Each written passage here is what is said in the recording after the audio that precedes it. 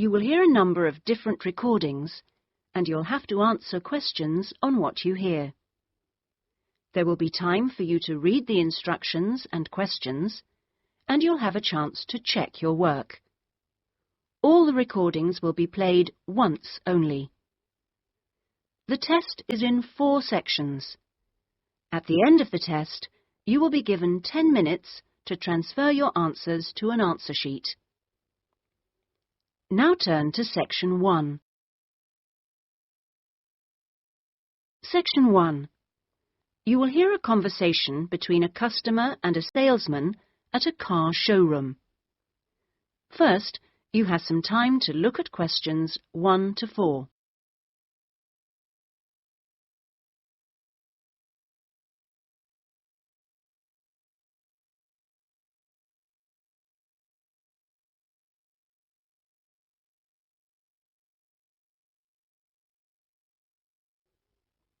Now we shall begin. You should answer the questions as you listen, because you will not hear the recording a second time. Listen carefully and answer questions 1 to 4. Good morning. Please take a seat. How can I help you? Well, I'm thinking of buying a new car and I'd like some advice. Sure, yes. Had you got any particular make in mind? I'm interested in a leader. I've had one before and liked it, but I haven't really made up my mind. Sure. We've got various models. Right. What about the engine size? Any ideas? The one I've got at the moment's a 1.2-litre engine, but I find it a bit slow on long journeys. I'd like a bit more power this time. A 1.4 should do. I don't think I need a 1.6 or anything. Right. Well, I think the model you're looking at is the Max. Here's a picture. Oh, yes. Have you got one in? Yes. I'll take you to have a look at it in a minute. I'll just get a few more details. Is there anything else to do with the engine? What kind of gear change do you want? I presume you want a manual. I'd want automatic. I've never driven a car with manual gears. Right. Well now, here's the colour chart for the Max. Have you given that any thought? This blue's very popular at the moment. Yes, it is nice. I like blue. What's it called? Royal? Yes. But actually, I think I prefer this lighter shade here. Sky. Yes, that's popular too. I think I'll go for that. You might have to wait a week or so for that colour, but I assume that'll be okay. Oh, yes, fine. Well, we can go outside and you can have a good look at one, and perhaps take it out. But first, can I just ask you about finance? The cash price is going to be somewhere in the region of 7,500. How would you like to pay? Are you in a position to pay cash, or would you need credit? I'd like credit, provided the terms are reasonable. Well, you can discuss that with my colleague in a moment. We have various arrangements. Would you be interested in us taking your present car as part exchange? Yes. Okay, fine. So I'll just need some details from you, and then we can do a valuation. Is that okay? Fine, yes. Before you hear the rest of the conversation, you have some time to look at questions 5 to 10.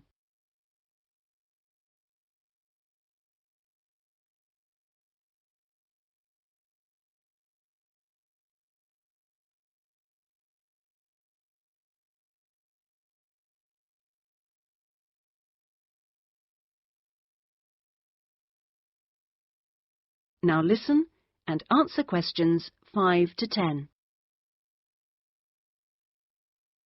Could I have your full name? Wendy Harries. That's Harries.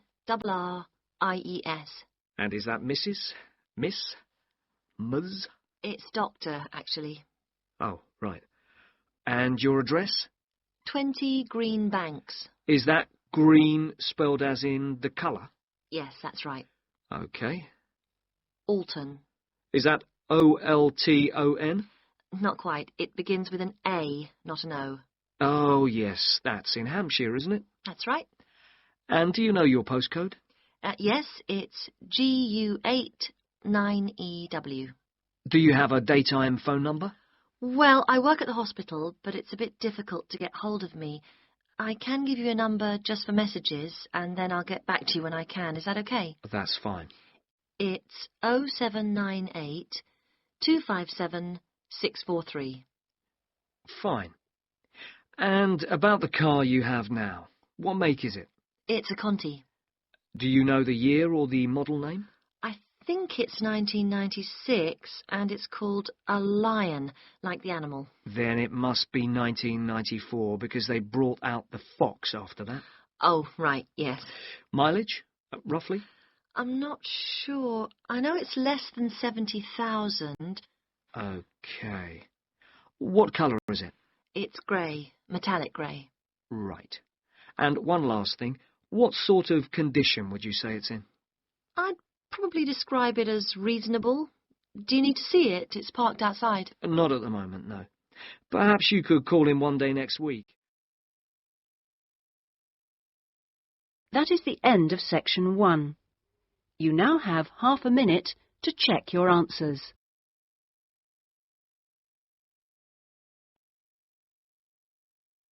Now turn to section 2.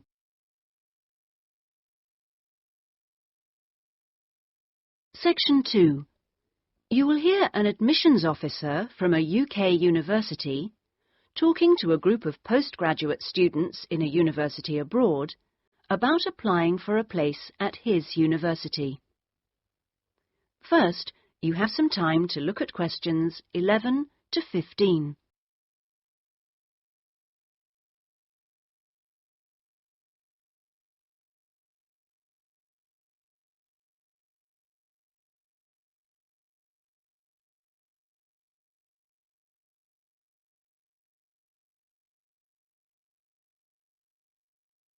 Now listen carefully and answer questions 11 to 15.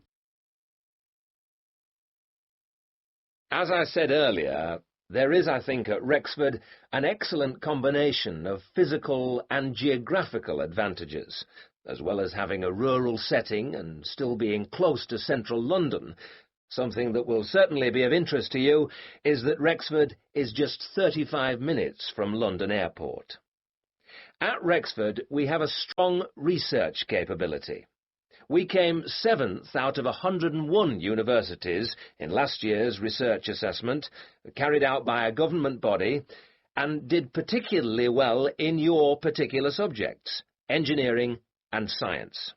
Actually, we got a top research grade of 5 for engineering, geography and computer sciences. One further point, and I know from talking to you individually that a number of you may be looking for some experience in industry after the course, is that all our science and engineering research departments have unusually close relationships with industry in the area. Anyway, that's enough sales talk from me. I'll just take a sip of this coffee that's just arrived, thank you, and then I'll say something about what actually happens when you apply. Right. Now, if you do decide to make an application, what you do is send it directly to me in my department. I will then immediately send confirmation and the application process begins. And I'd like to say at this point that you shouldn't worry if this process doesn't work all that quickly. I mean, occasionally there are postal problems, but most often the hold-up is caused by references. The people you give as referees, shall we say, take their time to reply. Anyway, it's absolutely normal for this process to take 3 to 4 months. What I do in this period is keep in touch with you and reassure you that things are moving along. One of the ways we've devised to help you decide about applying, as well as later when you've been accepted, hopefully, is to put you in contact with, if possible, a student from your own country who is at present studying with us. What you can do is phone them up, we will of course liaise between you, and discuss your concerns with them. That way you can get an objective opinion of what you can expect if you come to live and study at Rexford. Not only the academic atmosphere, but important details like what the leisure facilities are like, and whether the English weather and food are really as awful as everybody says. No. If you decide you can face it, the contact can also help you just before you leave with tips on what to pack and that sort of thing. At the moment, I think we've got 2 second-year students and 1 postgraduate from this country. Before you hear the rest of the talk, you have some time to look at questions 16 to 20.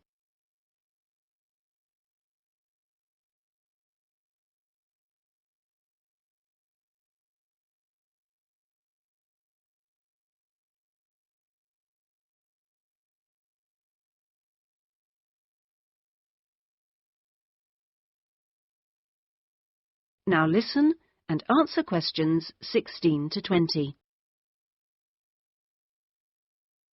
Now, to move on to the other concerns you expressed earlier.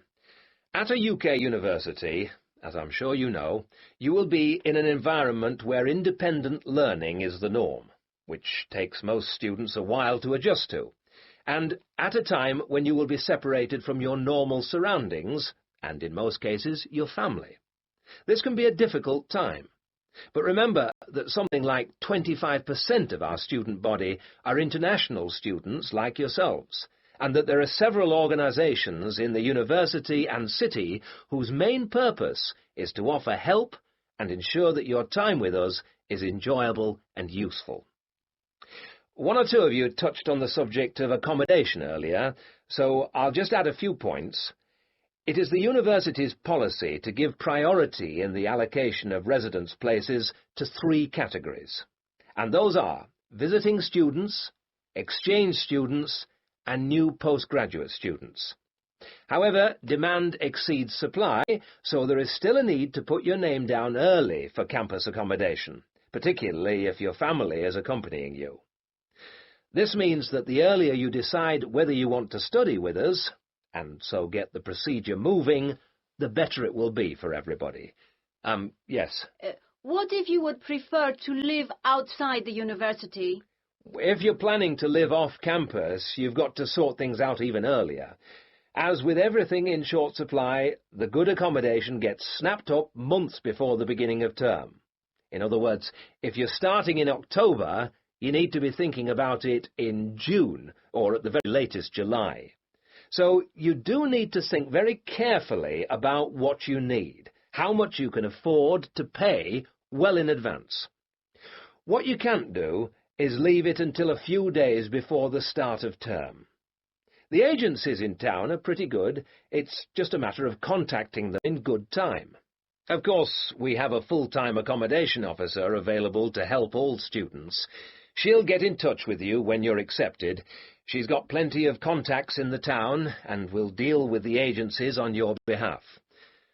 1 or 2 of you asked me earlier about your level of spoken English.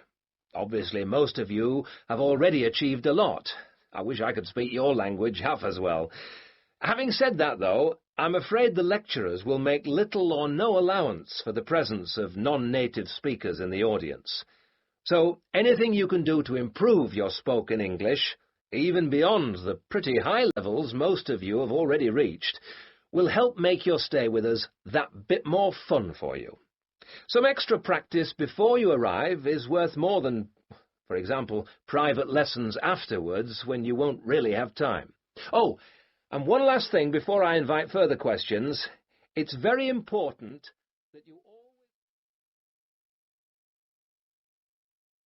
That is the end of section 2.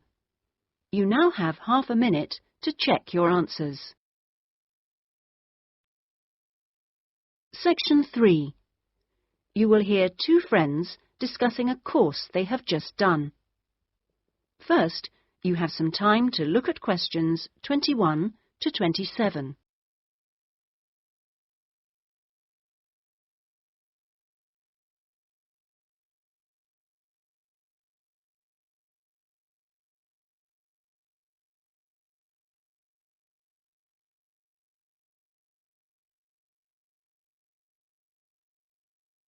Now listen carefully and answer questions 21 to 27.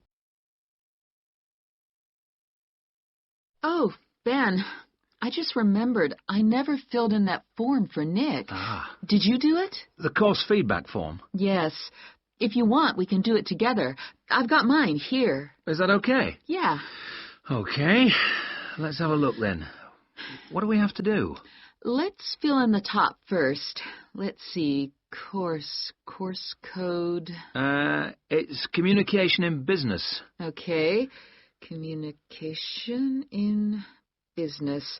I do know that, but what's the code? CB16 something. CB162, isn't it? That's it. Okay. And dates. When did we start? I remember my birthday's on May 4th, and it was the day after. It must have been May 5th.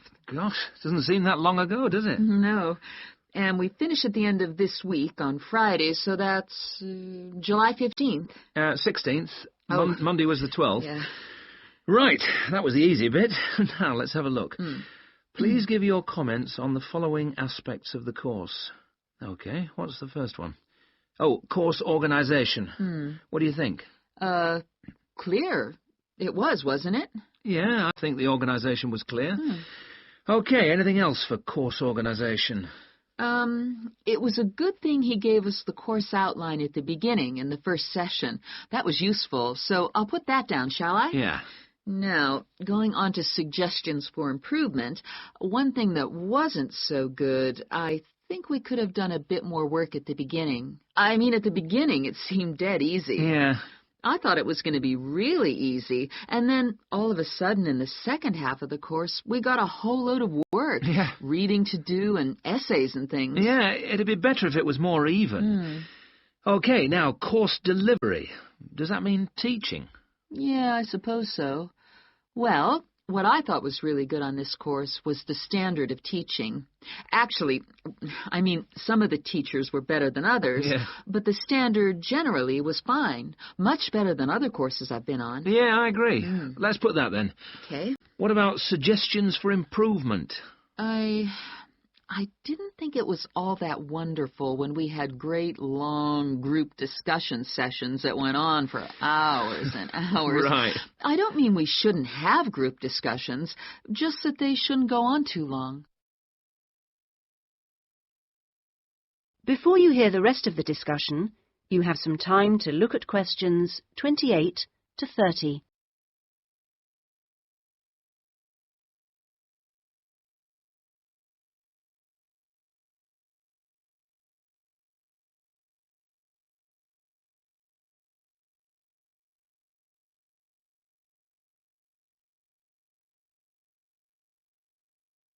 Now listen and answer questions 28 to 30.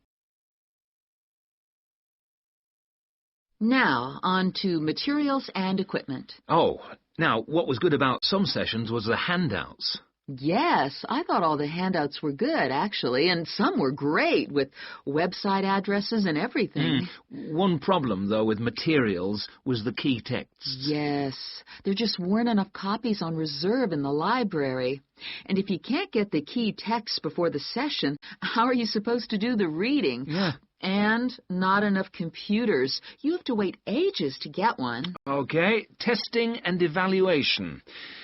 Well, I don't know. It's hard to say until we've got our written assignments back. Oh, don't talk about it. I only got mine in yesterday. It was a real struggle. Oh, I hate to think what mark I'll get. Yeah, but at least we've done the oral presentation. I thought that was good, the way I got my feedback really quickly. Yes, it was. And I liked the way we knew what would be evaluated on. We knew the criteria, so we knew we had to think about clarity, organization, and so on. Yeah, but I'm not so sure about the written work. One thing, I think, is that there's just too much. It's really stressful. Oh, yes, I'd agree. And I don't see why they can't let us know the criteria they use for marking. The written assignments, but he told us. No, for the final exams. Oh. What are they looking for? What are the criteria? What makes a pass or a fail? Yeah, I never thought of that. It'd be really useful. Okay, any other comments? I thought student support was excellent. Yeah, me too. Okay, excellent. Other comments? No, I can't think of anything else. Nor me. Okay, So that's done. Thanks, Ben. No, thank you. That is the end of section 3. You now have half a minute to check your answers.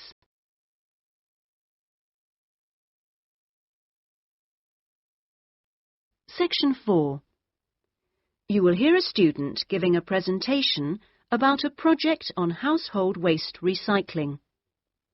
First, you have some time to look at questions 31 to 40.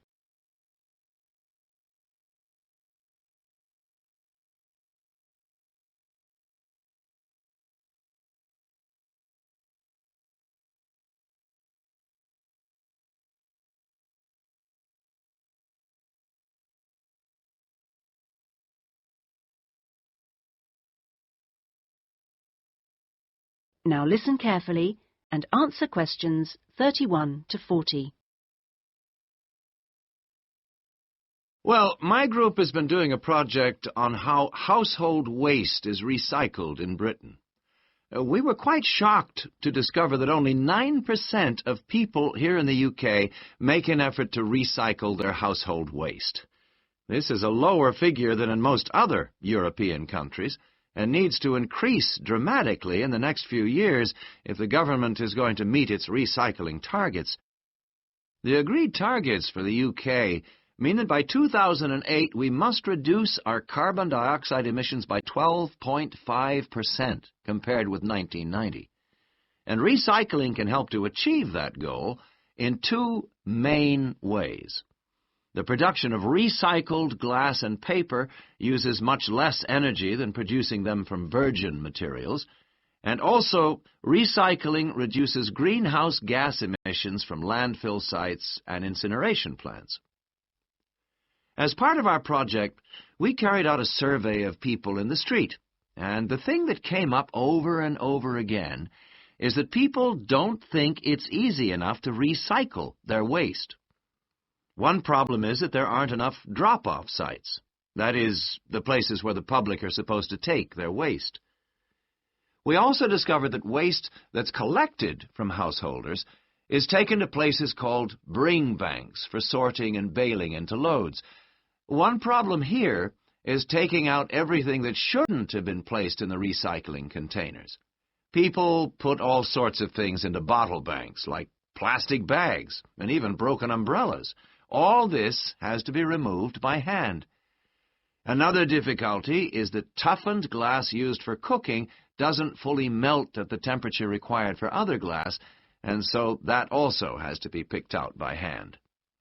Glass is easy to recycle because it can be reused over and over again without becoming weaker. 2 million tons of glass is thrown away each year. That is 7 billion bottles and jars. But only 500,000 tons of that is collected and recycled.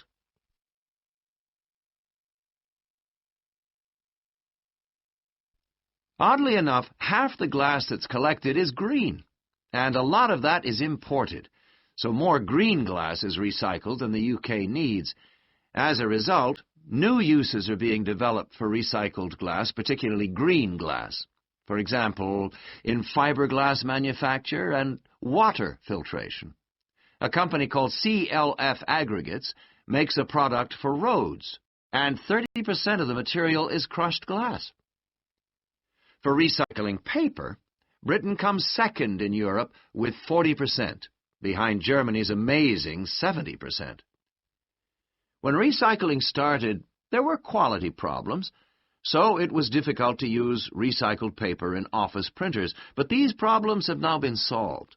And Martin's, based in South London, produces a range of office stationery which is 100% recycled, costs the same as normal paper, and is of equally high quality. But this high quality comes at a cost in terms of the waste produced during the process.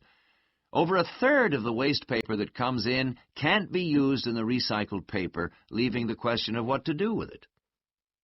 One firm, PaperSave, currently sells this to farmers as a soil conditioner, though this practice will soon be banned because of transport costs and the smell, and the company is looking into the possibility of alternative uses. Plastic causes problems because there are so many different types of plastic in use today, and each one has to be dealt with differently. Packrite recycles all sorts of things, from bottles to car bumpers, and one of its most successful activities is recycling plastic bottles to make containers which are used all over the country to collect waste. The Save a Cup scheme was set up by the vending and plastics industries to recycle as many as possible of the 3.5 billion polystyrene cups used each year. At the moment, 500 million polycups are collected, processed, and sold on to other businesses such as Waterford, which turns the cups into pencils, and Johnson & Jones, a Welsh-based firm, which has developed a wide variety of items, including business cards. Well, to sum up, there seems to be plenty of research going on into how to reuse materials. But the biggest problem is getting people to think about recycling instead of throwing things away. At least doing the research made us much more careful.